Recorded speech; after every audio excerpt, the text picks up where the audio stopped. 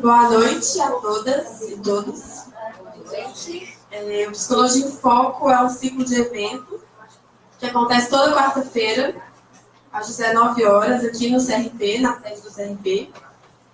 E ele reúne profissionais e estudantes de psicologia para discutir temas que afetam diariamente, né, a nossa categoria.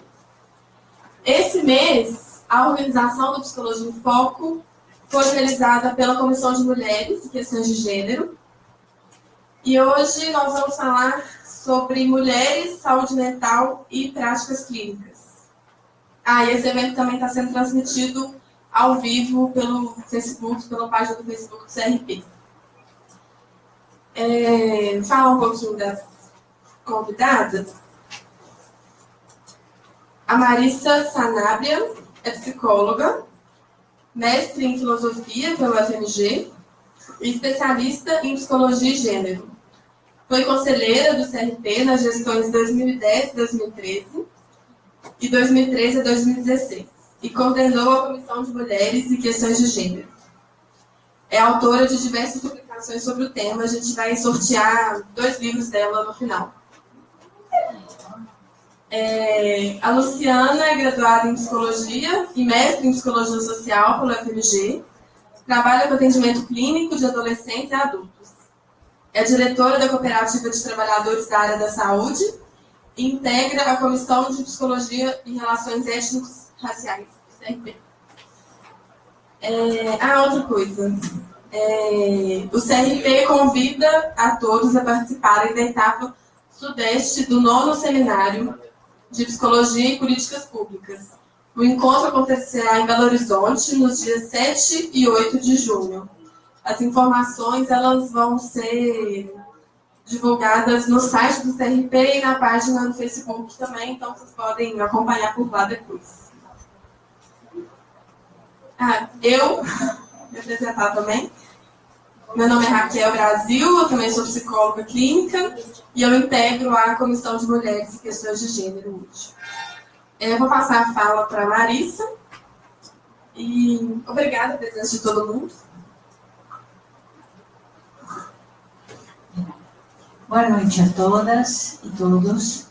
É uma alegria estar outra vez aqui, porque eu fui conselheira 2 gestões e inauguramos a comissão, que hoje é comissão, mas que na sua época foi um GT, que se chamava chamava o Feminino Questão de Diferença.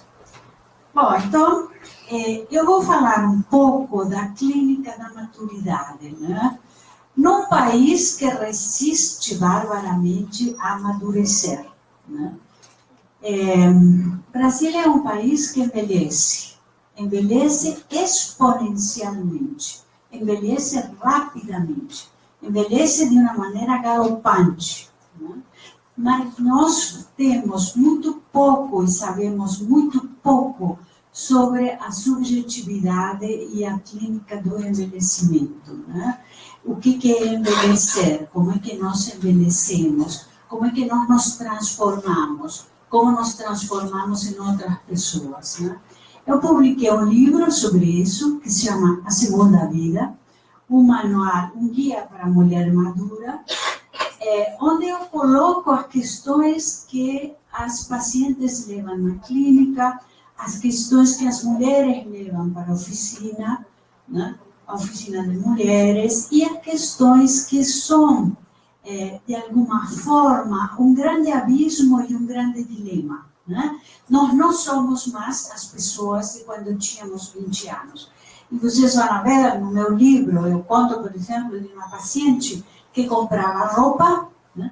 E quando ela tinha 30 anos, e chegava em casa e, claro, a roupa não cabia, né? Porque ela era outra pessoa. E como nos custa muito descobrir que somos outra pessoa, né? Vamos lá. Podemos ir passando. Então, nós somos uma sociedade que amadurece e envelhece ao mesmo tempo que nós cultivamos essa performance de uma juventude eterna, né? Como todos os países tropicais, Brasil é um país tropical, né? nós resistimos barbaramente a envelhecer. Né? Os países tropicais mantêm, de alguma forma, esse imaginário, enfim, da praia, das palmeiras e das flores, e ali nós vamos a viver eternamente na ilha do nunca. Né? Vamos lá. Então, o envelhecimento é feminino no mundo todo e no Brasil também. É feminino porque as mulheres vivem mais. É feminino porque as mulheres têm cuidados com sua saúde que os homens não têm. Então, nós temos muito mais mulheres que homens. Isso é uma pesquisa do IBGE, vocês podem atualizar e, enfim, consultar. Né? De fato, as mulheres vivem mais. Né? E, de fato, as mulheres envelhecem e têm uma consciência bastante mais nítida, mais clara e mais objetiva do que é o envelhecer, do que elas estão perdendo e do que elas vão ganhando. Então, a geração do baby boomer, eu acho que nessa questão do envelhecimento, nós temos algumas coisas muito específicas. A geração do baby boomer, a garota aqui, né? A geração dos anos 50,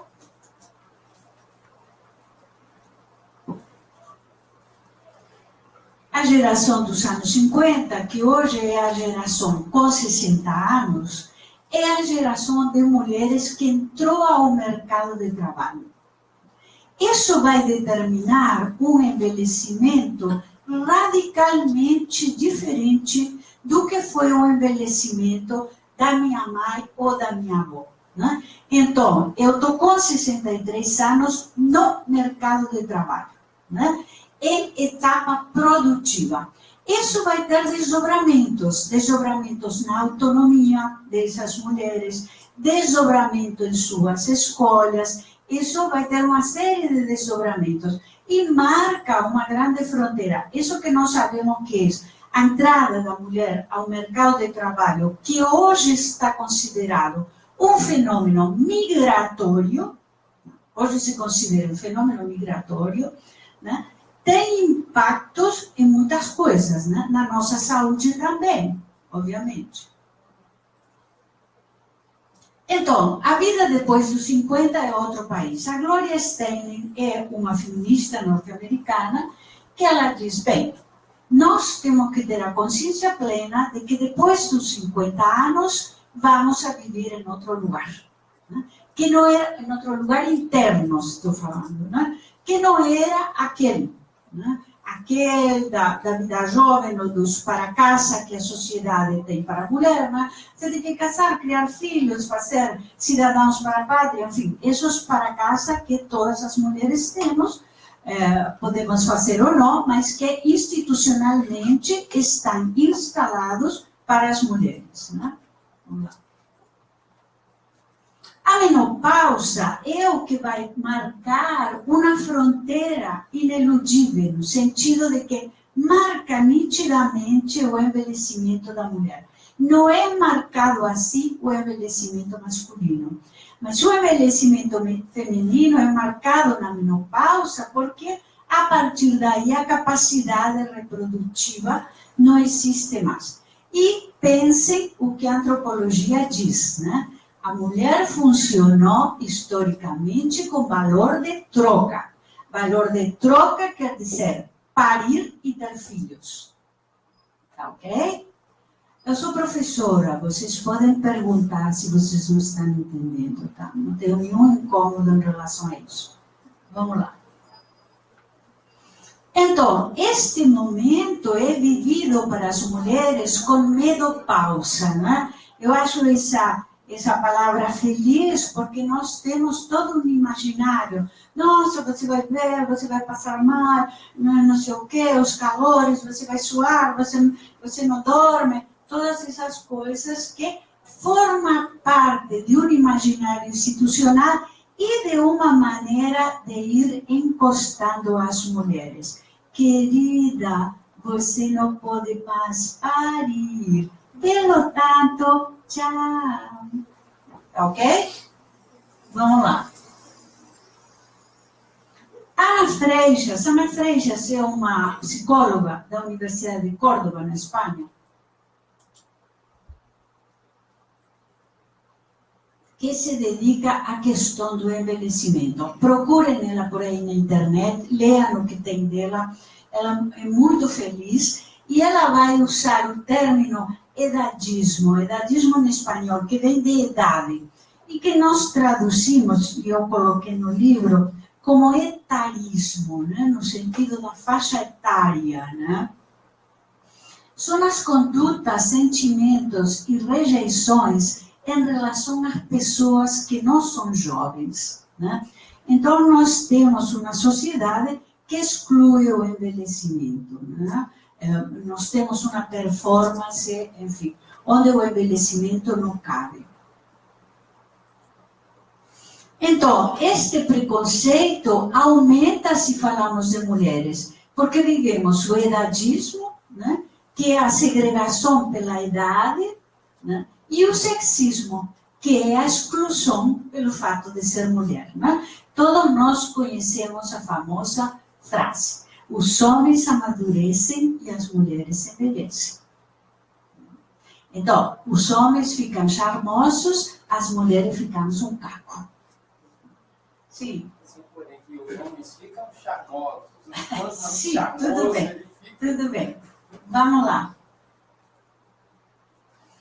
Chegamos na maturidade da forma como vivemos. Isso é importante de entender. Tá?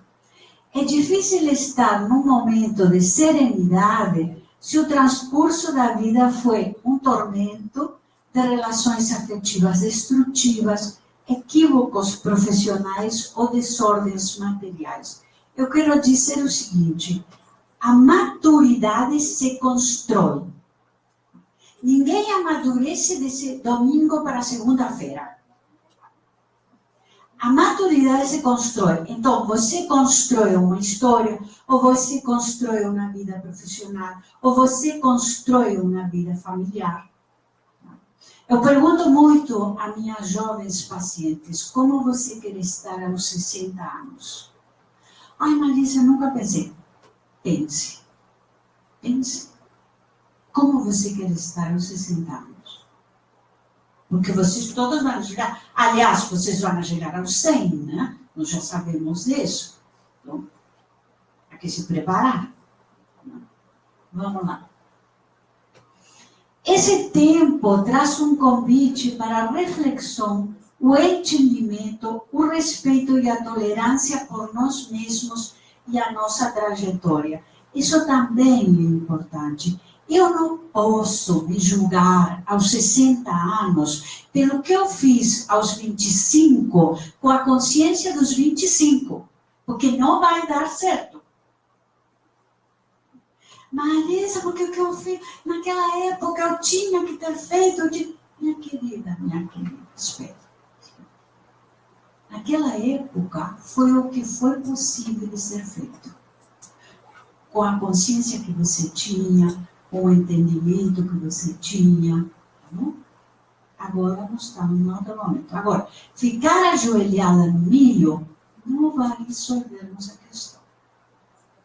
Então, eu acho que é importante um entendimento, uma tolerância e um saber que eu não posso, hoje, com 60, ter a leitura de quem eu era aos 20. Vamos lá. Se transformam comportamentos, mitos, crenças e atitudes que nos acompanharam durante muitos anos e que hoje perdem o sentido. Viver estas mudanças nos ajuda a reconhecermos como seres com desafios e propósitos. Eu quero dizer a vocês que uma das questões, das grandes questões do envelhecimento, é que eu não me reconheço. Então, vocês vão ver aqui no livro, eu falo as coisas que as mulheres levam para o consultório. Eu falo frases, muitas frases, que elas vão levando para as oficinas, e então, nossa, eu gostava da casa cheia, eu fazia almoço para todos. Eu não quero nem escutar falar de visita na minha casa. Parece que não sou eu. Então, essa frase é crucial, porque a pessoa que está amadurecendo, ou que está envelhecendo, as coisas vão perdendo sentido. Algumas coisas vão perdendo sentido. E isso forma parte da transformação, e eu não posso tratar isso como se fosse uma patologia. Muito menos diagnosticar isso como se fosse uma depressão. Não, porque, sabe, eu adorava a casa cheia, todos os domingos. Ai, agora não aguento mais. Tá ótimo. Tá ótimo. Mas teria que ser diferente. Não, mas eu não me reconheço. Porque você é outra pessoa, né, minha querida? Você é outra pessoa. Tá ok? As mulheres têm o dever social de estar bonitas e a maturidade transforma o corpo. Assim, muitas vezes vivem em estado de sofrimento e conflito, desrespeitando quem são nesse momento. Então, nós todos sabemos, o olhar do outro é determinante de quem eu sou como mulher. Bom, se eu apostei todas as minhas fichas em ser bonita, meditada, não sei o quê, eu vou ir envelhecendo e vai ser um inferno. Você não aceitar as mudanças da sua idade, que seu corpo é outro, que você vai se transformar, né? Isso é, o inferno é esse lugar. Vocês podem ter certeza. O inferno é esse lugar. Eu não vou ter mais a cintura que tinha, eu vou ser outra pessoa. E, sobretudo, eu vou ser alguém que me liberto do olhar do outro como determinante da minha existência. Vou fazer o que eu quero. Vamos lá. Não temos modelos maduros com beleza elegante de quem assume o passar do tempo sem ter vergonha e sem pedir desculpas de não ser jovem. Né? Isso é importante, porque as mulheres na maturidade se envergonham muito do corpo, de quem elas são. Ah, imagina, porque eu usava número 34 e agora penso. O que nós vamos fazer? Não é? Vamos lá. Eu estou correndo para respeitar o tempo. Existe vida sexual na maturidade, ainda que a sociedade se choque e olhe de forma crítica e puritana. As manifestações de erotismo, ternura e acolhimento dizem respeito à confiança, segurança, receptividade, prazer e alegria. E eu tenho escutado muitas pacientes que falam comigo assim, mas você sabe, a minha sexualidade está espalhada. Tá? E eu fico pensando assim, espalhada quer dizer o quê? Não, eu agora sair a comer com meu marido, fazer um programa, é bom, é erótico, é sensual. Né? Quer dizer, há como um certo deslocamento do que seria a genitalidade, a performance exclusivamente genital. Vamos lá.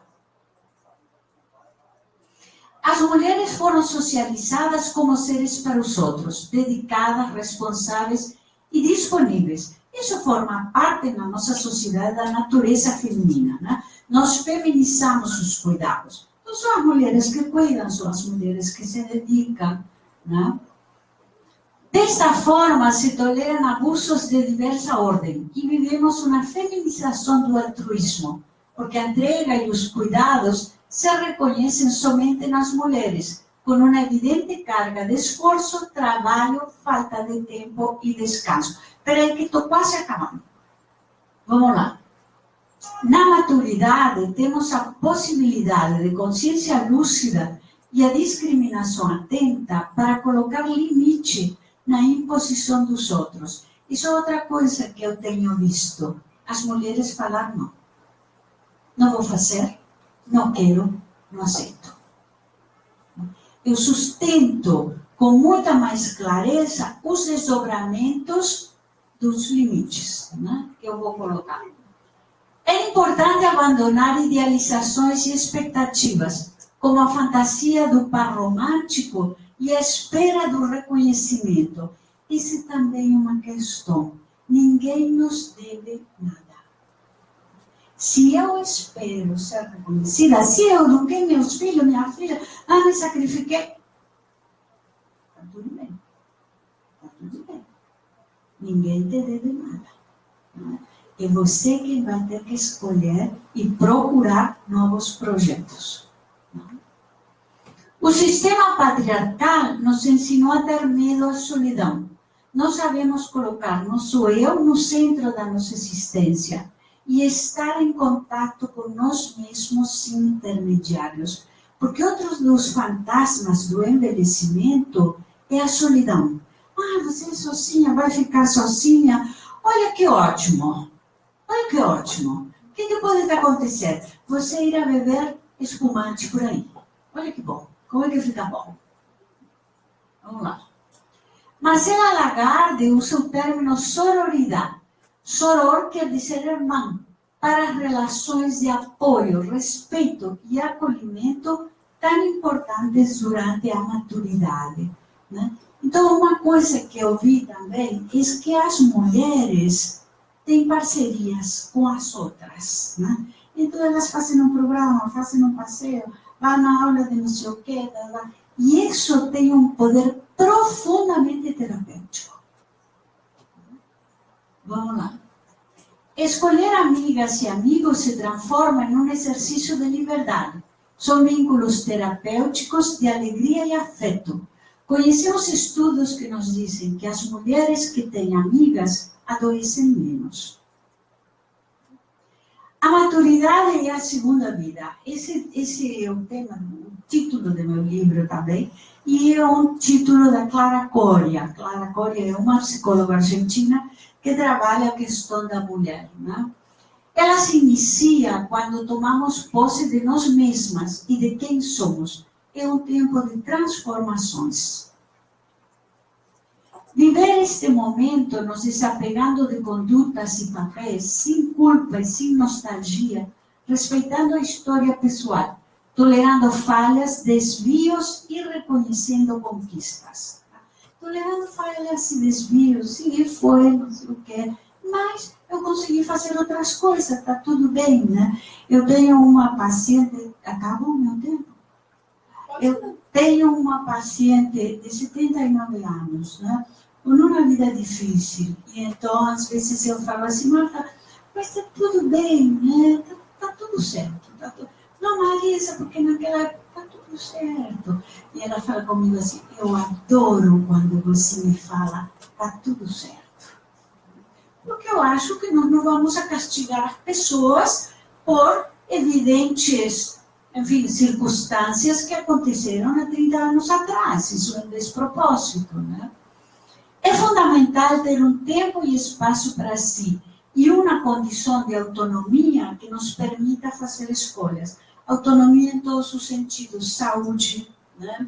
Autonomia, ninguém precisa ter um helicóptero, mas autonomia para comprar um remédio, para ir ao dentista, autonomia para envelhecer com dignidade, né? Sabemos pouco sobre a subjetividade da vida madura, seus tempos, reflexões, silêncio, como nossas antecessoras envelheceram, que saberes foram transmitidos. Tá? Porque aí nós vamos a lembrar do que minha avó falava, do que minha mãe falava, e dos silêncios. Ana Freitas tem um capítulo num dos livros dela que diz um pouquinho de silêncio, por favor.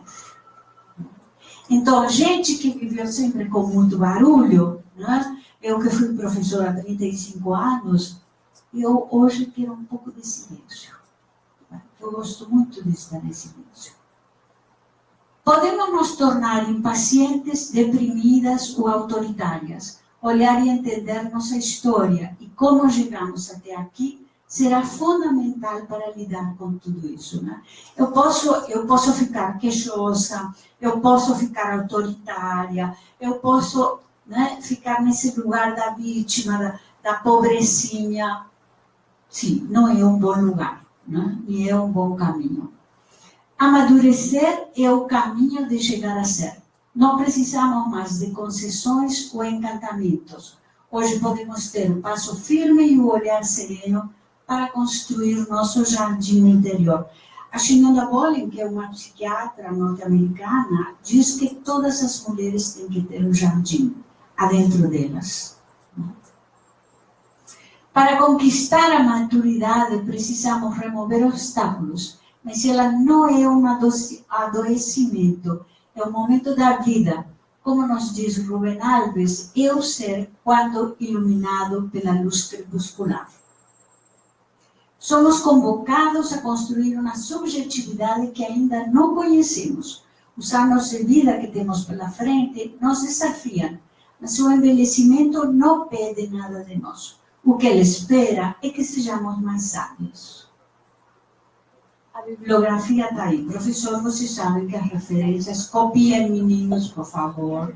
Tá bem? Obrigada.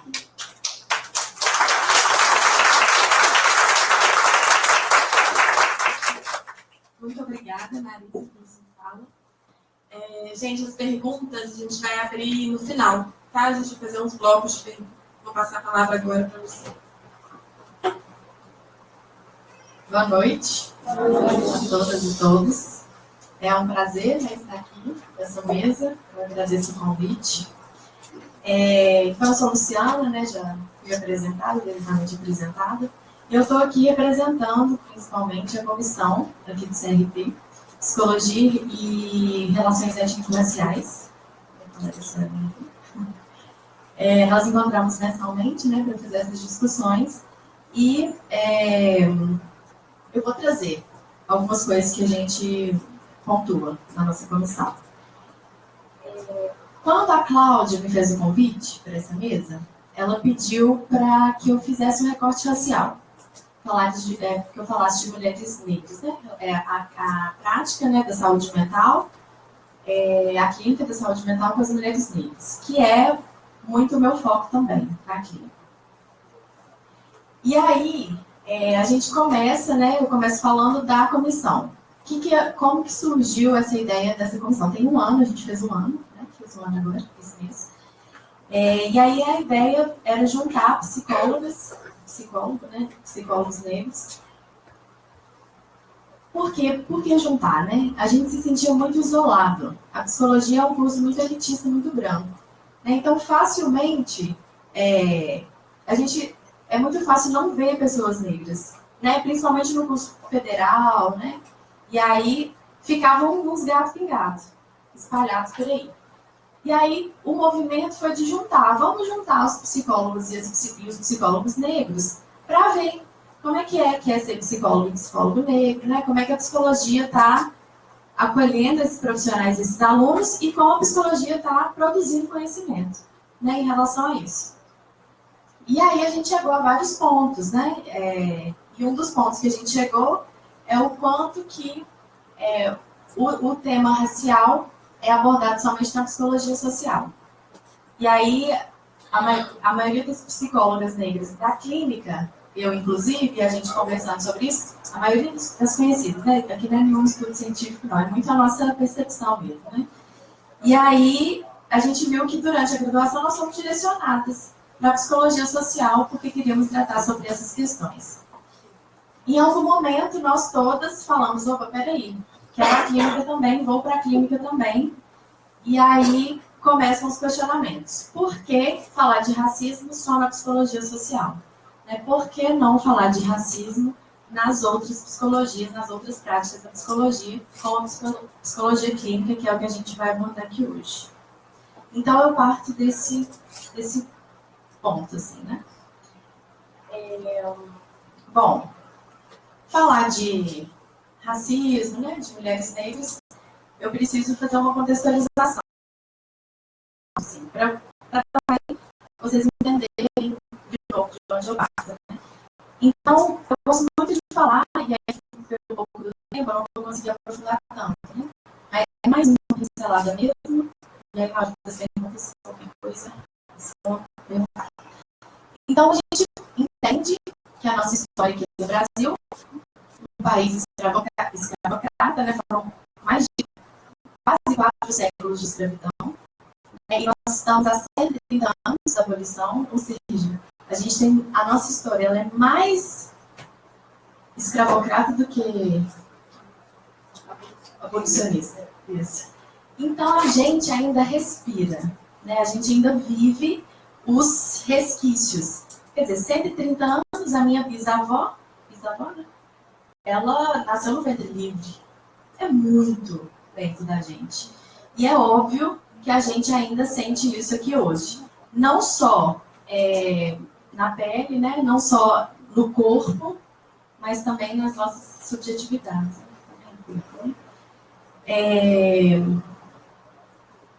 Bom, qual que é a dificuldade que a gente tem no Brasil de estudar o racismo? Porque a gente tem essa dificuldade, né? A gente tem essa dificuldade no Brasil, nas ciências e na psicologia. Uma dificuldade danada de falar de psicologia em outras áreas, que não a psicologia social. Uma das dificuldades é a gente tem um mito da democracia racial no Brasil, né? Então, acredita-se, e isso também foi tema de estudos, né?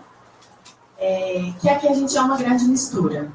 Então, é muito comum a gente ouvir dizer, não existe negros no Brasil, né? A gente é uma grande mistura, contando também como se fosse uma coisa muito feliz, né? Essa mistura. Aí os portugueses vieram e se misturaram. E aí, agora estamos recontando a nossa história, né? Não foi bem assim, né? Então, as mulheres negras, elas eram estupradas pelos homens brancos. Né? Então, não era um consentimento aquele relacionamento, né? Não era um relacionamento. E não era um consentimento. Então, não foi tão bonito assim também a mistura. E aí a gente tem isso, né? No Brasil, como é que eu vou saber se eu sou branco ou se eu sou negro? A gente tem essa discussão. Resumidamente, aqui é longa. A gente poderia ficar aqui a noite inteira, né? Falando sobre isso. Mas, muito resumidamente, eu gosto desse exemplo, assim. A gente, na hora de falar sobre racismo, a gente fala que é tudo misturado, usando o mito da democracia racial. Mas, na hora das piadinhas, a gente sabe exatamente quem é o negro. Na hora de ser morto pela polícia, a gente sabe exatamente quem é o negro. É engraçado isso, né? Não tem dúvida, não tem dúvida. Então, na hora de acessar a universidade pública e outros meios, o negro está ali no seu devido lugar, né? E a negra. Então, é um mito, né? A democracia racial, uma grande mistura, muito bonita, isso é realmente um mito. E a gente está lutando para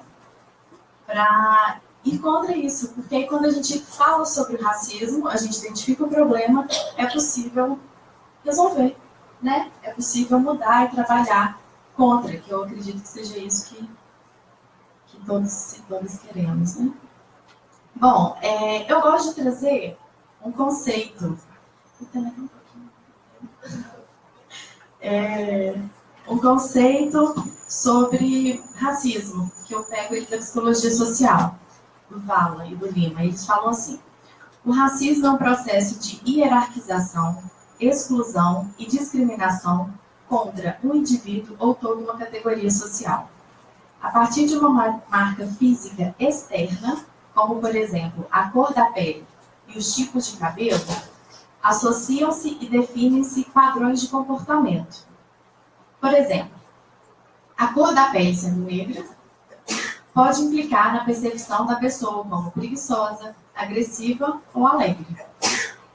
Então, o racismo ele reduz o biológico, o cultural ao biológico. Então, de repente, uma característica que ela é cultural, ela gruda nesse grupo e ela passa a ser vista como biológica, é natural. O negro, ele é naturalmente alegre, né? Quando a gente pensa no samba, por exemplo, né?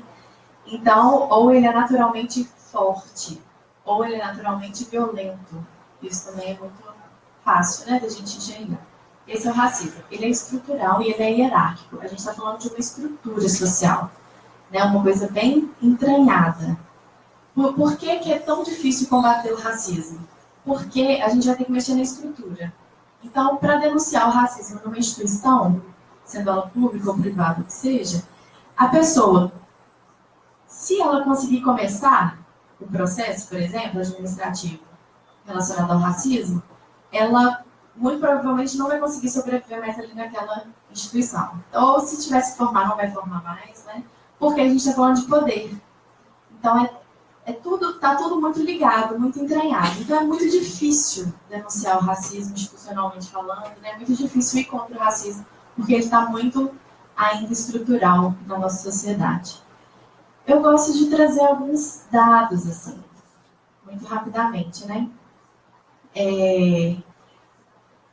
Bom, e aí eu só vou falar de mulheres, tá? Mulheres brancas e mulheres negras, porque é o tema da noite. Os homens a gente deixa para depois. Mas é porque aí, dentro das mulheres, tem essa diferença ainda, né? As mulheres brancas, que aí, se a gente for pensar no machismo, as mulheres todas sofrem de machismo, né? Sofrem de machismo, sexismo. E se a gente for pensar do racismo, mulheres negras. Então, a gente está dividindo aí mulheres brancas e mulheres negras. E aí eu tenho um dado do IBGE recente, que é assim, um dos exemplos de racismo institucional, né? As mulheres estudam mais que os homens, formalmente falando, né? Chegam mais às universidades do que os homens. Mas no número, entre as mulheres negras estão 2,3 vezes mais do que as mulheres brancas, nesse contexto. Então, as mulheres negras, elas têm ainda mais dificuldade para atingir. E aí tem um nome que é teto de vidro, né? É um teto invisível que ninguém vê, ninguém fala que existe, mas que impede a subida de alguns grupos, como as mulheres negras, a determinados cargos, né, historicamente ocupados por pessoas brancas. Bom, alguns outros dados. O mapa da violência de 2015 fez um recorte racial, e o de 2015 fez um recorte de gênero, e o de 2016 também traz, né? Então, o de 2015 traz que o número de pessoas, o número de morte por assassinato de pessoas negras no Brasil é o maior, esse é o de 2016. E o de 2015, com o recorte de gênero, que o número de mulheres mortas por assassinato de mulheres brancas diminuiu e o de mulheres negras aumentou. Então, qual que é o nosso esforço? É de igualar, né, que as mulheres negras atinjam tanto quanto as mulheres brancas, que está em crescimento e tem que estar, né? E em relação à morte, a outras coisas que diminuam tanto quanto também, né? Esse é o nosso pensamento. Bom, a gente vê o racismo em números, né? E a gente vê o racismo também no Brasil em piadas, né? Em músicas, em coisas do dia a dia bem corriqueiras. A gente consegue ver o racismo. Quais são as consequências do racismo para as mulheres negras, para as pessoas negras, especialmente para as mulheres negras, né, aqui? Eu gosto de falar também que, assim, ser ser humano já implica em sofrer. Nós, seres humanos, a gente já tem as nossas questões existenciais, que já trazem algum sofrimento, alguma angústia, alguma inquietação. É isso, né? E aí, assim, ser humano, mulher, acrescenta o machismo, o sexismo e os outros preconceitos por ser mulher. Ser humano, mulher negra, acrescenta o machismo e o racismo. Então é assim, ó, é aumentar o sofrimento, né, dessas pessoas e um sofrimento que poderia ser evitável, né, que não precisaria existir se a gente pensasse em igualdade, né? Bom, e aí, então, o racismo, ele afeta a vida das pessoas, como a gente pode ver aqui no mapa da violência, né? Então, a vida mesmo, física ali de pessoas, das pessoas negras, das mulheres negras, e afeta também, obviamente, as subjetividades. E aí, uma coisa interessante da gente pensar, assim, se alguém, inclusive, tiver estudado, me avise, mas quando a gente estuda sobre escravidão, né, ou mesmo dentro da psicologia, quando a gente estuda as teorias de subjetividade, a gente não estuda, por exemplo, o sofrimento dos escravizados, né, que vieram da África, que vieram sequestrados, né, da África. A gente não, o que tem é muito pouco, né, alguma coisa sobre o banzo, vocês já ouviram falar do banzo, né, que eles falam que era saudade. que os escravizados tinham da terra, né? Quer dizer, muito pouco. A gente sabe muito pouco da causa do quanto o impacto da escravidão nas subjetividades dos escravizados. Né? Praticamente não é falado, como se não existisse. E, pensando que a minha tataravó, né, 130 anos, tão recente, é óbvio que isso não foi apagado, né? Isso aí foi passado de geração a geração e hoje a gente tem esse reflexo do sofrimento nas subjetividades, né, desse grupo. Bom, o que a gente vê? Bom, aí eu vou falar da minha prática, né, clínica, no consultório, atendendo mulheres negras, e sendo eu uma mulher negra também, atendida por uma mulher negra, o que a gente observa? Né, algumas coisas bem gerais, mas que aparecem, né? Tristeza, solidão, muito baixa autoestima. Eu vou falar um pouco mais sobre isso, né? Que isso tudo são causas do racismo. Bom, eu trouxe alguns pontos. Então, o primeiro ponto é das mulheres negras no consultório. Assim, quando eu falo das mulheres negras, eu não estou querendo generalizar, não. Eu estou falando de algumas experiências vividas, assim. Não que todas tenham que passar ou que tenham que ser assim, mas das vividas. Por mim e pelas minhas colegas psicólogas negras que atendem também, a gente faz inclusive na comissão, né? A gente faz esse intercâmbio. Tem um alívio de ser atendida por uma psicóloga negra. Isso é muito interessante, né? Que é assim, não preciso explicar. Eu não preciso te explicar a minha dificuldade de me relacionar com um homem branco, por exemplo. Eu não preciso de explicar o racismo para eu falar uma situação racista que eu sofri. Então, elas sentem esse alívio de não precisar explicar. Ficar explicando o contexto, né, o que aconteceu. Aparece muito também a dificuldade em reconhecer o racismo sofrido. É assim, ó. Independente de nível de conhecimento intelectual ou de nível de conhecimento sobre o tema, né, sobre racismo, ainda tem muita dificuldade em reconhecer. Eu passei por tal situação. Uma situação assim, bem racista. E aí a pergunta é, será que foi racismo? No consultório, né? Então, tem essa... É muito sofrido reconhecer que passou por uma situação racista. Então, elas ficam... É comum ter essa dúvida de se foi ou não foi racista. E também pelo descrédito do entorno, né? Então, se de repente é uma mulher negra que está num ambiente branco, ela não vai ter um descrédito o tempo inteiro de que aquilo ali que ela sofre é racismo. Né? É muito comum também elas se responsabilizarem ou se culparem pelos racismos sofridos. Explico. Quando eu falei do teto de vidro, né? Então, é uma questão estrutural e social. Mas é comum chegarem no meu consultório e falar assim, olha, eu devo estar com algum problema, porque eu não sou promovida. A pessoa tem, a mulher tem.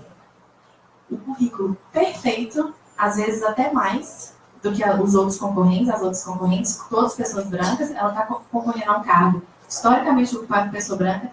Muito provavelmente ela vai ser a primeira mulher negra, ou uma das poucas que passaram por aqui. Aí ela chega para mim e fala, olha, eu devo estar com algum problema, porque eu não consigo ser promovida. Eu já passei por tantos processos, minha colega que entrou comigo já está na quinta promoção, e eu estou na segunda. Então ela vê esse teto de vidro como uma questão individual. E aí o perigo do psicólogo e da psicóloga que não entende racismo de tratar isso como uma questão individual, né, e não trazer a estrutura.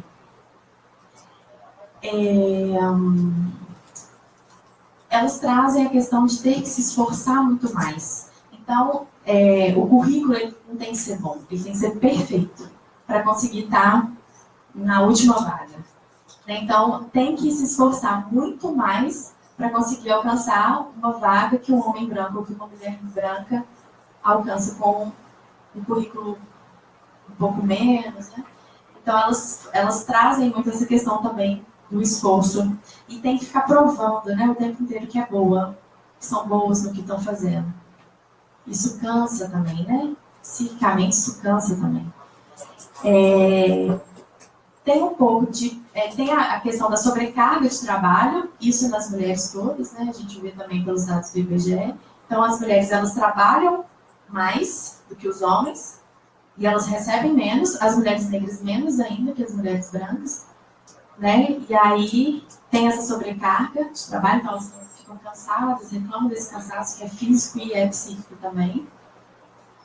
E tem alguns estereótipos muito comuns, né, de mulheres negras, que acabam, as pessoas, elas veem nas relações, veem as mulheres negras assim e acabam cobrando, né? Então, por exemplo, elas são fortes. Nessa discussão da violência obstétrica, né, a gente consegue ver que as mulheres negras, elas morrem mais na hora dos partos. Porque qual que é o estereótipo de mulher negra? É a forte, a que dá conta. Né? E aí eles não dão medicação e não dão a atenção necessária, e aí aquela mulher morre. Então é muito triste isso, e esse é o perigo do estereótipo, né? Uma coisa que é cultural, de repente torna biológica, e aí a mulher morre por conta disso, né? Pela falta de atenção.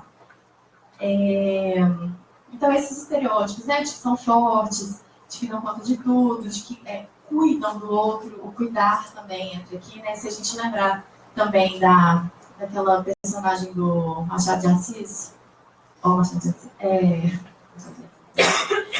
do Sítio do Pica-Pau Amarelo. A tia Anastácia, ela é a mulher que cuida, né? Ela toma conta de todo mundo, e em detrimento dela própria. Né? Então, isso também é um estereótipo muito comum e é muito esperado de mulheres negras. Né? Bom, para concluir, que acabou, outra coisa que é muito importante que a gente observa também na clínica, atendendo mulheres negras, é a importância dos movimentos negros, dos grupos, né, da questão dos laços, do apoio entre mulheres, né, entre pessoas negras, é essencial para dar um apoio mesmo, uma sustentação para essa vivência do racismo diária. E os laços afetivos, né, os laços de afeto. As mulheres negras têm a questão da solidão, né? E aí os laços afetivos, eles também fortalecem as mulheres nessa luta. Então é isso, assim, a ideia não é de generalizar, né, mas trazer alguns pontos que a gente acha importante na nossa prática clínica. É isso, gente.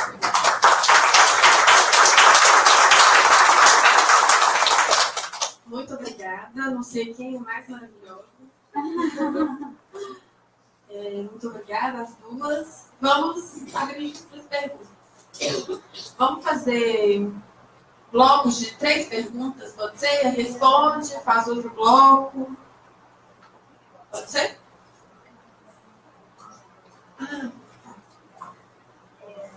Na pesquisa, eu não sei se vocês sabem, em 2011 até 2013, nós trabalhamos com uma pesquisa feita pelo Conselho Federal de Psicologia. Tive a honra e a sorte de participar. Nós éramos uma comissão de 5, entre eles o nosso querido Marcos Vinícius, que é a psicóloga brasileira. Né? E depois, psicologia, profissão de muitas diferentes mulheres. Então, na pesquisa, por favor, olhem nela. Eu tinha conversado com a Cláudia, que eu acho que a comissão tem que retomar a pesquisa. Foi um trabalho primoroso, nós demoramos 3 anos, foi feita pelo Instituto Ethos de Curitiba, e nós entrevistamos psicólogas do norte a sul do país, em todos os lugares onde nós tínhamos conselhos regionais. E nós chegamos à conclusão que existe um perfil da psicóloga brasileira, sim, né? Que é a mulher de 30 a 39 anos, branca, né? Com uniões estáveis, né? Qualquer tipo de união, parceira, companheiro, enfim, com filhos, porque a maternidade é uma grande questão para nossas psicólogas. Enfim, acho que nós podemos até abrir uma discussão sobre a pesquisa. E uma coisa importante, que a psicologia está deixando de ser tão branca. Tá?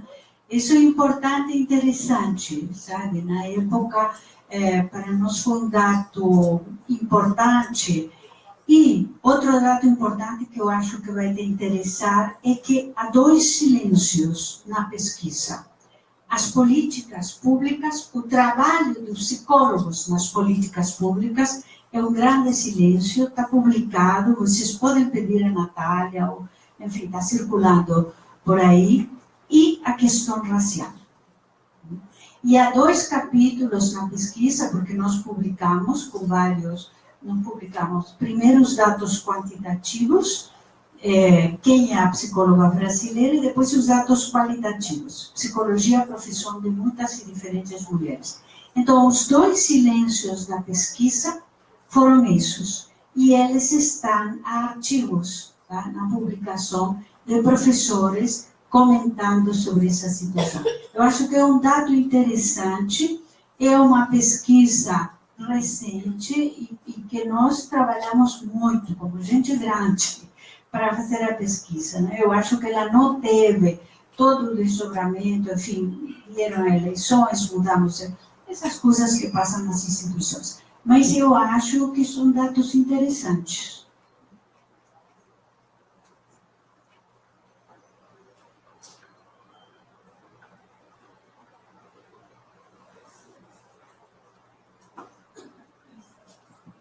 Oi, gente, boa noite. Eu queria fazer uma pergunta à Luciana, que ela disse que a questão da mulher negra conseguir uma condução, às vezes a questão do racismo, muitas vezes é difícil de psicólogo explicar, sem individualizar a questão dela, assim, e não olhar a questão do racismo. Eu queria que você explicasse um pouco mais sobre isso, como é que o psicólogo pode atuar mais nessa questão, como é que ele pode explicar para a pessoa sobre isso.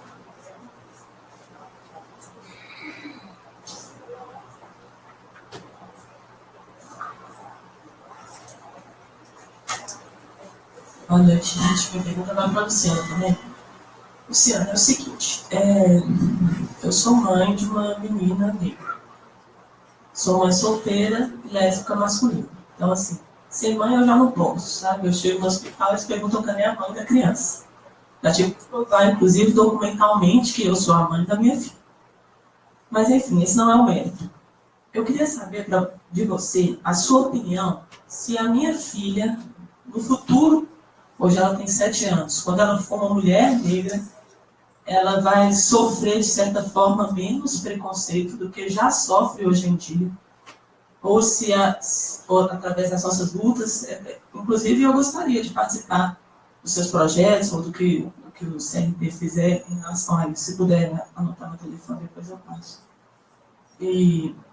Mas a ideia é, se eu devo treiná-la ou orientá-la para viver mesmo no racismo que nunca vai acabar, ou se eu devo ensiná-la que um dia vai passar sim e ela só precisa ter paciência.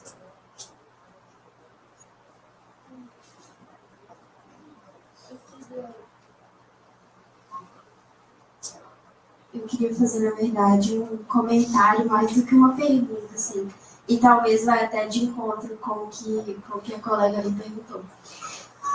É o seguinte, foi falado aqui no extremo do envelhecimento, né? Eu estava pensando justamente na questão da criança, assim, por experiências próprias e de alguns estágios também que eu já fiz com criança, tem uma narrativa da criança, até pela miscigenação do Brasil, de explicar, de justificar por que ela é negra. E principalmente numa família multirracial, assim, a criança ela fica explicando como se tivesse que dar uma satisfação, assim. Então, eu acho até que a prática clínica com crianças e com essa família tem que fazer essa pontuação também ali, porque às vezes não é legitimado o que a criança está falando, é considerado uma coisa normal. Uma criança, um caso que eu atendi, o menino ele explicava que era negro porque teve um incêndio na casa dele quando ele era pequeno. Então, tipo assim, ele não nasceu desse jeito, foi um problema que aconteceu ao longo da vida. E ninguém, assim, pontuava isso até com a família também.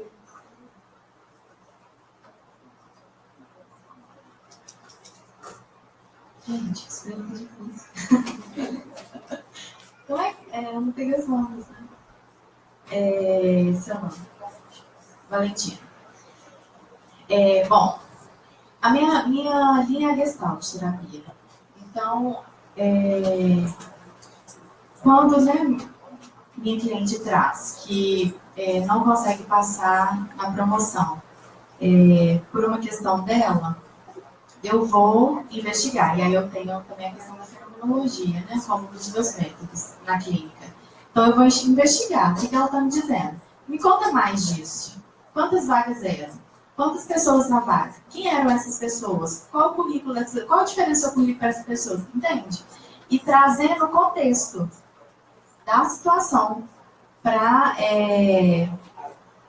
a pessoa também, né, conseguir ver que ela está num ambiente branco, de privilégio branco, né, e que a dificuldade dela de chegar é pela cor, unicamente, assim. Então é uma construção mesmo, assim, lá no consultório, sessão por sessão. Em algum momento eu acredito muito na coisa da informação, também da Gestalt, a gente, né, tem hora que tem que informar mesmo, né? A pessoa, olha, existe racismo, né? Tem uma estrutura que é social, porque a informação, às vezes, também ela serve como um guia. Responde? Gabriela. Não sei te responder isso. Ó, eu vou falar bem assim, o que eu espero. Ó, bom, pensando o racismo como uma estrutura, a mudança, e aí eu trago a minha formação em psicologia social, né? A mudança, ela é geracional, é de geração. Então, muito provavelmente, a nossa geração não vai ver uma mudança. Vai ter mudança, porque sempre tem, né? Então, de hoje, por exemplo, quando a gente assiste, hoje eu tô, né? Quando a gente assiste Trapalhões da década de 80, 90, é desesperador, né? Como as piadinhas deles com o Mussum, por exemplo. É desesperador. Então, um programa desse, muito provavelmente, não, assim, espero, não faria sucesso mais. Né? Então, tem essas mudanças. Mas a estrutura ainda fica. Né? Ainda hoje as mulheres negras morrem mais. Então, ainda tem uma estrutura que permite isso. Então, eu acredito que é uma mudança que vai para mais para frente. Eu também acredito na coisa de treinar, sabe? De ensinar. A questão, por exemplo, tem muitos vídeos de homens que falam sobre isso e eu acredito nisso. Ensinar homens negros a como comportar com a polícia, por exemplo, quando estiver na rua. Mulheres negras também. Porque são suspeitos. Né? Então, como me comportar em situações que eu posso ser, com muito mais facilidade, vítima, né, de racismo. Então, isso eu também acredito, na questão de ensinar. E trazer o contexto também é uma forma de a criança ir tendo mecanismos de defesa mesmo, né? Estratégias de defesa, que eu prefiro. Assim dizer. Mas isso. Vocês só fez comentário, né, Luana? E eu agradeço o comentário. E eu não trabalho com criança, né? Mas a gente consegue ver com muita facilidade o racismo nas crianças, né? Assim, sendo expressados ali, né? A criança ela fala com muito mais facilidade que os adultos. Isso é mais doído, né? De ver essas situações. Mas é para isso que a gente luta, né?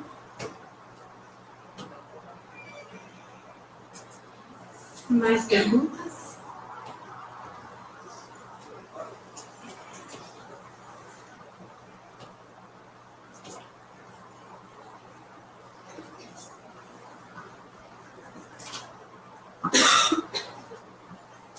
Boa noite a todos e todas. Meu nome é Ana.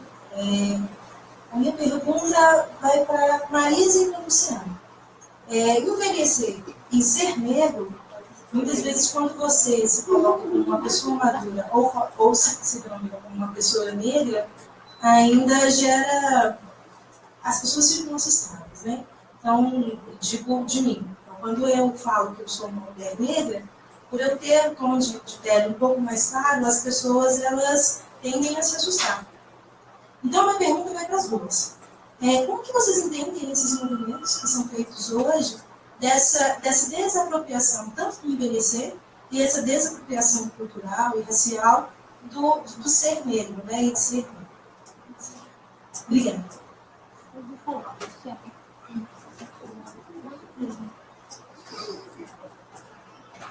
Boa noite. Eu quero agradecer, né, pelo tema, assim, muito feliz pela composição da mesa, porque percebo que são trocas muito positivas, né? Marisa falando, Luciana também, me sinto muito representada e ainda mais entendendo também, Marisa, todo o seu processo de pesquisa, de produção, conhecimento também na área da mulher, do amadurecimento, né? É mais uma consideração também, assim, do quanto que é interessante e importante, na verdade, a psicologia se implicar com a questão da saúde mental da mulher, né? E principalmente da mulher negra. Eu falo principalmente por ser uma pauta que ela é pouco discutida ainda, né? Se nós formos pensar em questões de corpos, do envelhecimento, de todo o processo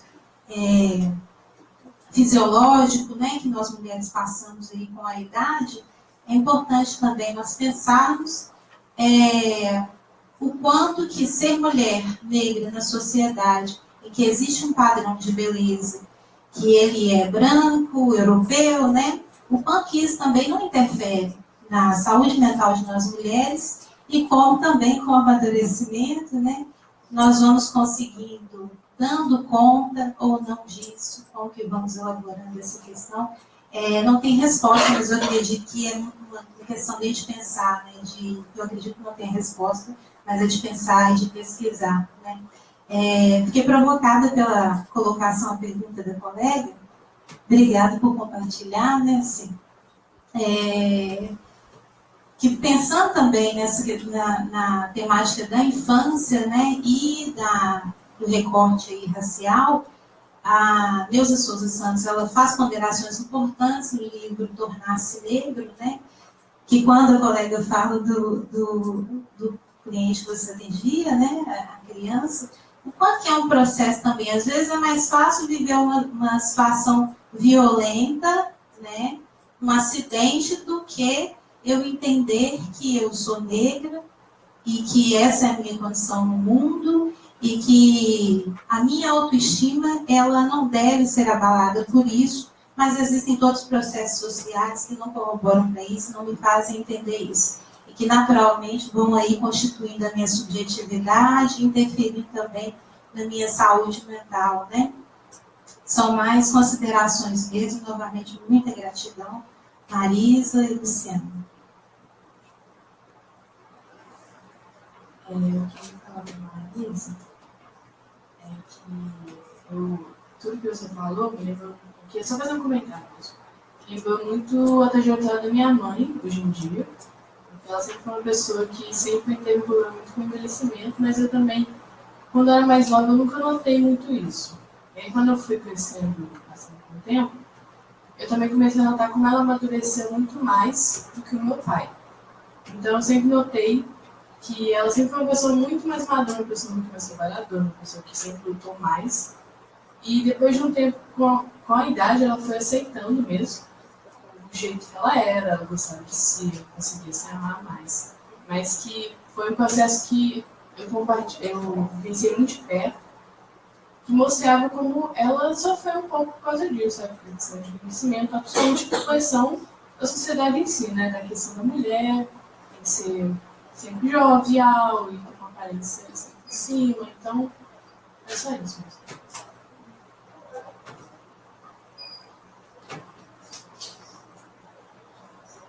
Boa noite, Marisa, Luciana, meu nome é Clotilde. Muito obrigada pela fala de vocês. A gente se sente muito bem, eu pelo menos ouvindo. Gostaria que você falasse um pouco, Marisa, da mulher que envelhece. Algo que você disse sobre tudo ser muito patologizado, a questão da mulher que não consegue já perceber um horizonte à sua frente e desanima, já é logo para depressão, né? Porque ela está enfrentando ali a saída dos filhos de casa, que vão viver as próprias vidas, né? Às vezes se perde o companheiro, eles não criaram formas de envelhecer bem juntos. E muitas vezes essa mulher, ela é abandonada, né? Ela sofre, às vezes, nessa faixa de 50, 60 anos, um casamento que era um projeto de vida se desfaz, e muitas vezes porque o parceiro, numa busca pela eterna juventude, vai em busca de uma companheira mais nova. E na minha trajetória antes até da academia, eu estou no 10º período de psicologia, eu trabalhei muito com um grupo de mulheres, e esse é um perfil que eu encontrava muito. E foi uma das coisas que me implicou para vir estudar, para trabalhar melhor com esse grupo. Eu queria que você falasse um pouco disso, dessa mulher que chega nessa idade sem os filhos, sem o companheiro com quem ela pretendia passar o resto da vida, e sem perspectiva, às vezes na clínica mesmo. Eu tive essa experiência num estágio de triagem, de estar diante de uma mulher com esse perfil, e o que nós podemos, enquanto psicólogas, trabalhar e construir para que elas possam ressignificar esse momento e descobrir novas formas de aproveitar a vida, que hoje, como você também disse, nós temos uma perspectiva muito maior. Obrigada.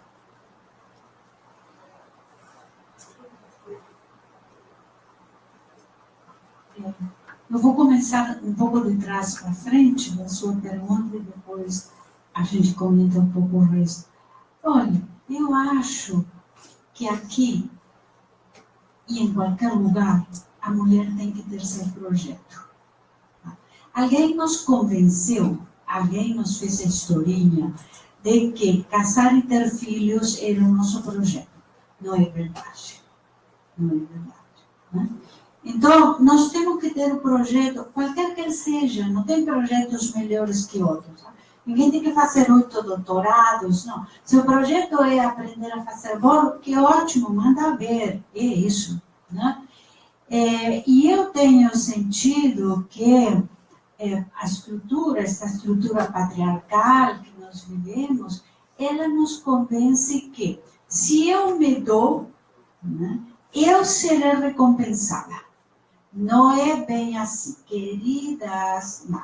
Essa historinha, não. Tá? Então, e tenho escutado as mulheres que às vezes falam comigo assim, sim, porque meu marido falou que eu estou muito ruim e egoísta. Eu falo, ai, que ótimo. Olha como é que as coisas ficam bem para o nosso lado. Então, nós temos uma moralização. Tá? Você tem que se dedicar aos outros, porque então, né, você vai ter um reconhecimento. Bom, o que eu aprendi estes anos todos trabalhando com a mulher é que esse reconhecimento não existe e não o espere. Por favor, não o espere. Porque aí você vai adoecer. Porque aí você vai se entristecer. Tenha seus próprios projetos, qualquer que seja. Eu vou na igreja, eu vou não sei o quê, eu vou o que for. Tenha um projeto próprio. Todo o demais faz parte. Assim, seus filhos, seus netos, enfim, o repertório todo. Mas tenha um projeto para você. É egoísta? Bom, eu não acho. Mas se o padre te convencer disso, não tem problema. Nós vamos queimar no inferno.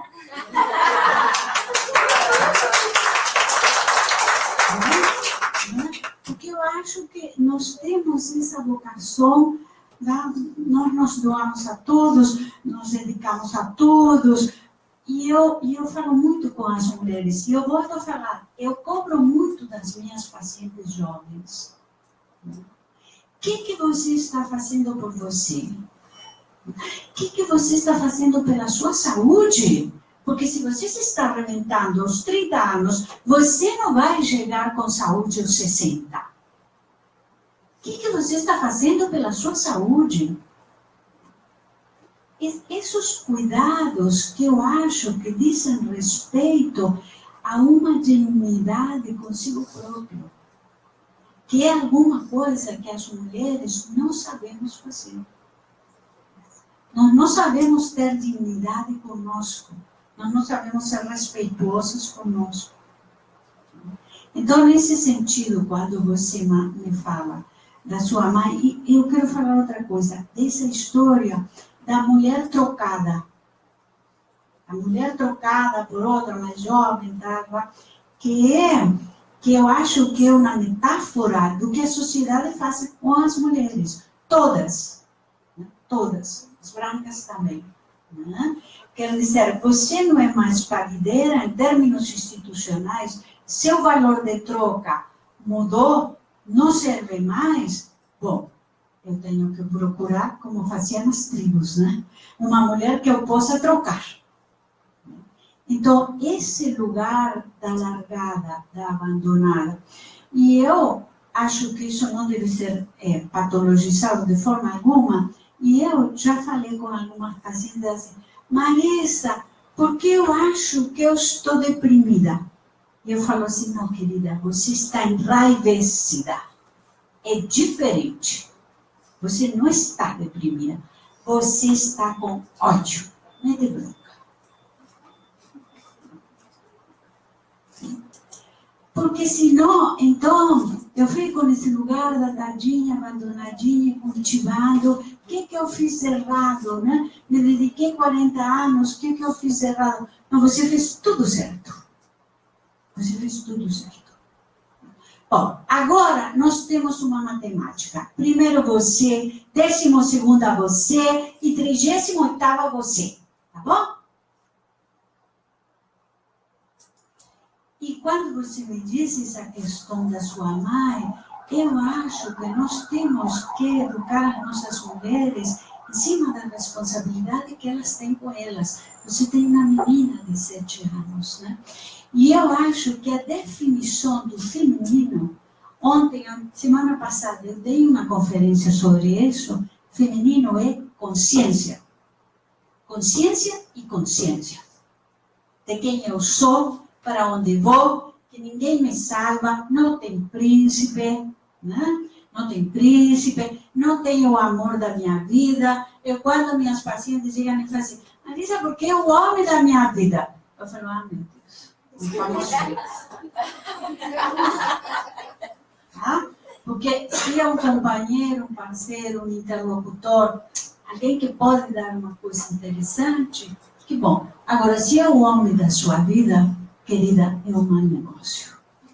Eu tenho uma conferência que chama O Amor Romântico, a empresa falida das mulheres. É a nossa empresa falida.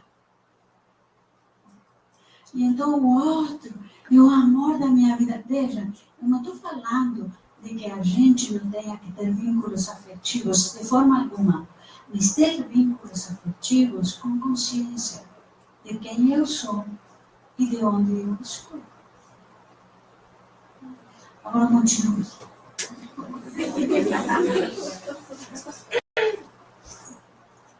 A Ana, né, falou do colorismo e a Suelen do tornar-se negra, né? Você não falou essa palavra, né, colorismo? Mas não, sim.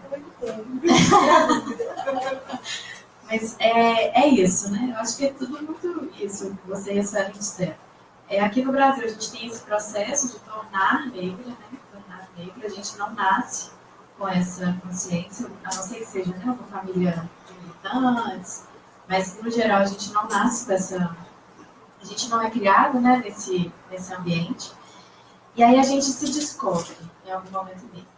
E aí dentro das mulheres negras a gente fala do colorismo, porque é muito doido, né? O racismo aqui no Brasil, ele, por exemplo, eu também sou uma mulher negra com a pele mais clara, então muito provavelmente eu passo despercebida em ambientes que mulheres negras com a pele mais escura que a minha não passam.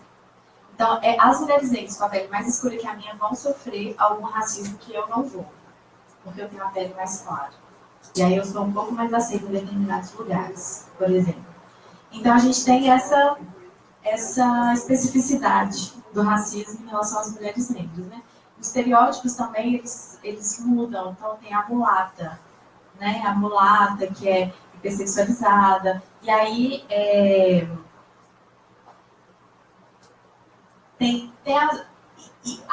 O negro da pele clara, a negra da pele clara, é muito mais fácil também de entrar no mito da democracia racial, né? Ah, mas você não é negra, você nem é tão negra assim, né? Moreninha. E aí, esse tipo de coisa está, na verdade, denunciando, né, o racismo. Mas a sua pergunta foi disso, não é do colorismo e das especificidades. Sim, então, dentro do grupo Mulheres Negras, a gente tem ainda uma enormidade de particularidades. Acho que é isso.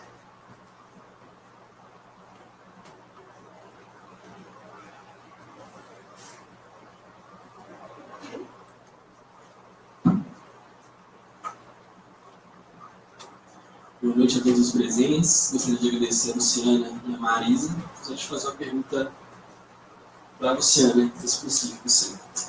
Tendo em vista a presença do racismo em todos os níveis da sociedade, de uma maneira geral, gostaria de saber qual o perfil das pessoas que você tem contato na questão de atendimento, quanto gênero, idade e identidade étnico-cultural, e se ocorre nessas relações, tendo uma impressão, dados, ou das pessoas que você tem contato dos movimentos negros, a impressão quanto o racismo pode influenciar o trabalho de você com os clientes, com algum tipo de ocorrência, como posso dizer, do cliente para com um psicólogo e psicóloga negra. Queria que você pudesse tocar nesse ponto aí.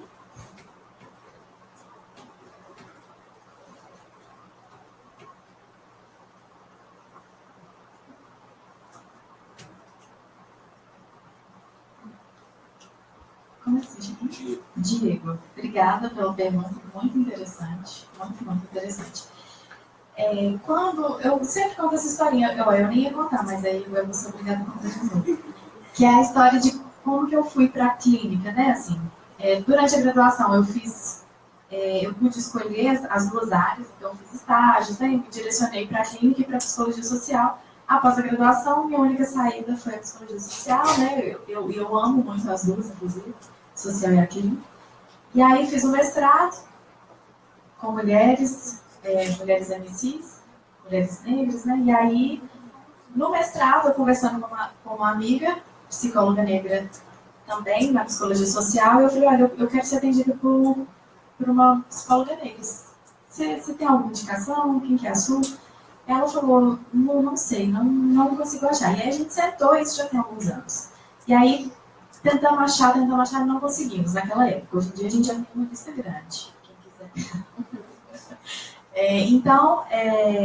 E aí eu falei com ela, ela também fez a formação na clínica, na graduação, e também estava comigo lá no mestrado de psicologia social. Falei, olha que engraçado, a gente tem que ir para a clínica também, por que não? Por que a gente não está na clínica, né?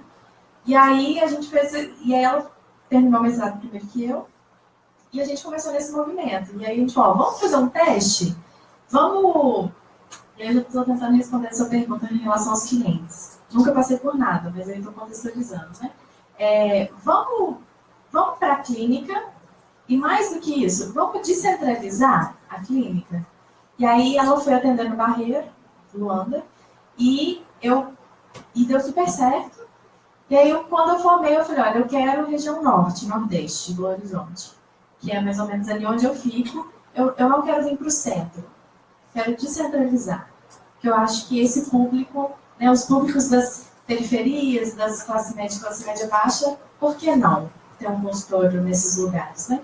E aí eu fui para a região nordeste e deu muito certo.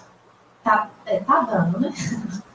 Tá dando muito certo, e porque me chegam pessoas da região, eu não restringo de atender só mulheres ou só mulheres negras, eu atendo todo mundo que chega, né, e coincide ali. Então, mas assim, eu não tenho também dados, eu posso te falar assim por alto.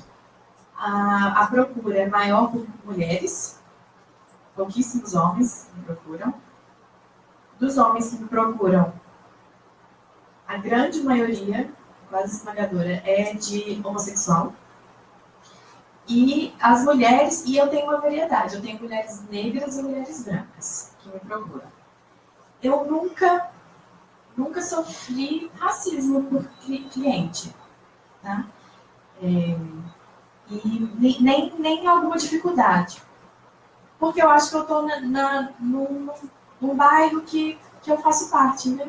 Eu não sou uma estranha. Talvez se eu tivesse um consultório na Zona Sul, eu seria um pouco estranha. Talvez eu não caberia tanto lá, não sei. Estou falando aqui bem sem saber, assim, porque eu nunca tive essa experiência. Também nunca conversei com mulheres negras que tiveram essa experiência. Mas o que eu percebo, como cliente, muito especificamente com a mulher branca, que ela, às vezes ela fica... A gente está trabalhando isso, né, coisa de transferência. Ela fica um pouco desconfortável, porque ela fala do privilégio dela. E aí a gente está trabalhando isso na relação. Porque quando a gente fala de racismo, quando a gente fala do lugar que a mulher negra ocupa, a gente não quer, né, e não está responsabilizando as mulheres brancas por isso. A gente está chamando a sororidade, a Marisa trouxe da sororidade, né? A gente está chamando as mulheres brancas, os homens brancos, os homens negros, os homens brancos, para somar. Né? A gente não tá. A ideia não é de separar, e de culpar, e de apontar o dedo e falar eu sofro mais do que você, para de falar. Não é isso. A ideia é de somar. Vem aqui, vem comigo. Né? Então, só essa cliente, assim, que ela tem um pouco dessa coisa. Ela reconhece o privilégio dela enquanto uma mulher branca. E em algum momento apareceu essa coisa de, poxa vida, eu tô aqui falando, mas as mulheres negras sofrem mais. Eu falei, sim, aí né, eu levo essa questão. Que bom que apareceu. Que bom que eu falei isso pra ela. Olha, que bom que você está fazendo isso, né? E aí a gente trabalhou essa questão. Eu ser uma mulher... Do mesmo jeito também já apareceu, também na transferência, né? A questão de mulheres... Uma mulher negra com a pele mais escura que eu. E ela falou, era uma mulher negra padrãozinho, tipo vocês. E aí, continuou. Eu falei, tipo, eu com a pele mais clara, ela é. Aí no final ela falou, vai te pedir desculpa. Eu falei, olha, não é isso. E aí a gente trabalhou isso também. Entende? Que aí não é o preconceito isso. Isso é a relação. Isso aparecendo é maravilhoso, né? A gente podendo discutir isso é maravilhoso. Que isso apareça também em outras relações que a gente faça. Responde isso. Isso. Mais alguma pergunta, gente? Aí a gente, na verdade, a gente sorteia. Tem 2 livros aqui da Marisa para sortear e encerramos. Tem mais alguma pergunta?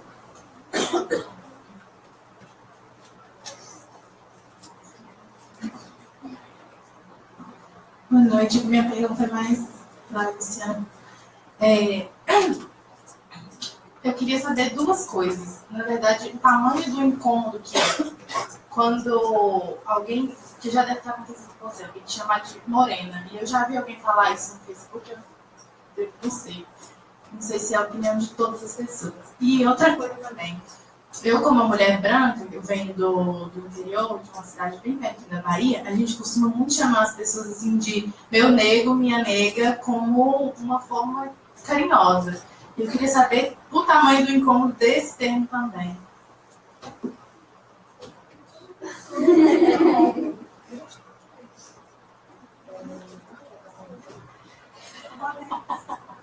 No caso para brancos também. Oi? No caso, a gente fala isso com brancos. Com as pessoas brancas, você falou, minha nega, minha filha. Não, é só aproveitando isso, porque a gente dialoga sobre isso na comissão, né, de relações étnico-raciais, e a Lu até me colocou na roda isso, que realmente são questões que a gente vem conversando justamente para entender a complexidade, né, dos diálogos, o peso das palavras. Nós, como psicólogas e psicólogos, pelo menos deveríamos, né, ter muito mais cuidado com relação à palavra, né, pelo que ela representa, ou teria que representar e não representa, né? Mas é interessante porque depende muito do grupo, né, que a gente está nesse diálogo aí das relações. É simples entender o que é enviado, encaminhado e tem um endereço com uma intenção de ser pejorativo, né? Ou ser racismo, né? Quando você está, entendo assim, em um ambiente que é naturalizado isso, né? Mas, como você disse, isso representa um carinho, a gente também não pode se furtar da palavra, da autonomia, como você também mencionou, né, Marisa? Se eu me sinto incomodada, eu tenho que falar. Se o padre, achei ótimo, né? Se o padre disser que eu estou sendo ignorante, vamos queimar, vou levar isso, viu? Vamos queimar no inferno, né? Mas, assim, quando a gente entende que é um local que, culturalmente, isso é uma forma de tratamento e não é usado em momentos ou situações que rebaixem a pessoa, entende-se o contexto, né? E a gente até pensa das questões das apropriações, né? E em um outro contexto, se é utilizado apropriado, sabe, alguns termos, é importante a gente ligar o pisca-alerta aí, né, e falar, o que foi isso? Se eu me sentir incomodada, ou sentir incomodada porque meu amigo falou, ou falou com fulano, é importante a gente apontar. Porque é só assim que a gente também vai desconstruindo esses discursos, né, que são racistas, enfim, né, e também acabam aí atravessando a nossa subjetividade, interferindo diretamente na saúde emocional mesmo. Você perguntou uma coisa, o quanto eu me incomodo de ser chamada de morena? Já tem muito tempo, sem ser essas cantadas assim, né, de rua, que a gente, né, isso. Sendo pessoa próxima, né, eu dou um toque, assim. Eu falo, olha, eu sou morena, eu sou negra, né, mas nem sempre eu estou disposta, não, sabe esse diálogo? Porque não, então tem hora que eu deixo passar mesmo, porque eu não quero. Mas, né, sendo alguém do meu ciclo de afetividade, eu dou um toque, assim. Bom, eu não gosto de regra. Eu não acho que tem que ser proibições, também não gosto, né? Como a senhora disse. Eu acho que a gente entendendo o contexto. Então, eu não gosto de falar assim, nunca deve usar tal palavra. Eu realmente não me arrisco a fazer isso. Mas eu convido a uma reflexão, né? De onde que veio esse meu negro, essa minha negra? Né? A gente, no início eu falei do tanto que nós respiramos a escravidão ainda, né? Uma sociedade escravocrata. Então, esse meu negro, minha negra, está me remetendo, né? A um período em que os negros eram posse. Posso estar viajando total. Mas investigar, talvez, de onde que vem essa expressão, né? De onde que surgiu lá na sua cidade. Talvez seja interessante, né? Entender esse contexto maior. Porque é um jeito carinhoso, né, de se chamar.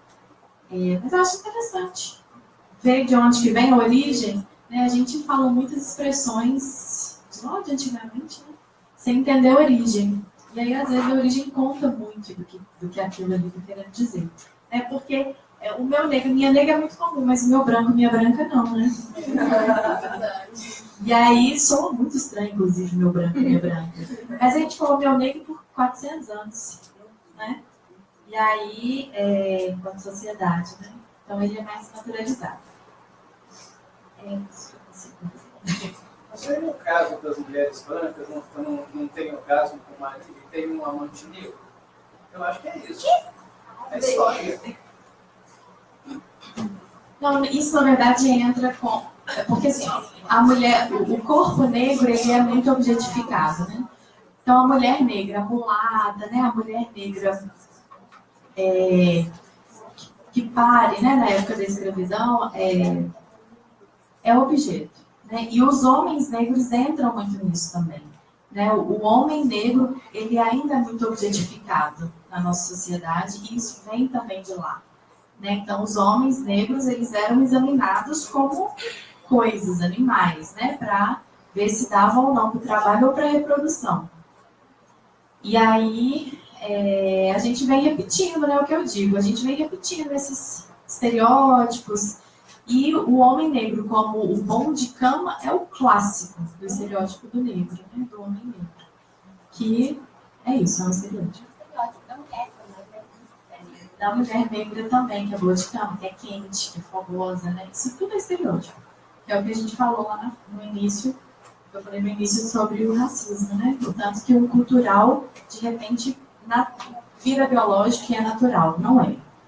Isso também remete, Luciana, ao racismo, porque naquela época as brancas eram as damas, então elas eram conhecidas por praticar relações sexuais apenas para ter filhos, enquanto as negras escravas eram quem satisfaziam os homens.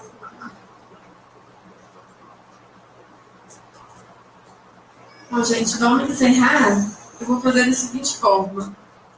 Eu estou aqui com a lista de presença. Vou pedir para cada uma falar um número. E se a pessoa não estiver aqui, porque tem muita gente que não está aqui, a lista é extensa de inscrição, vai ser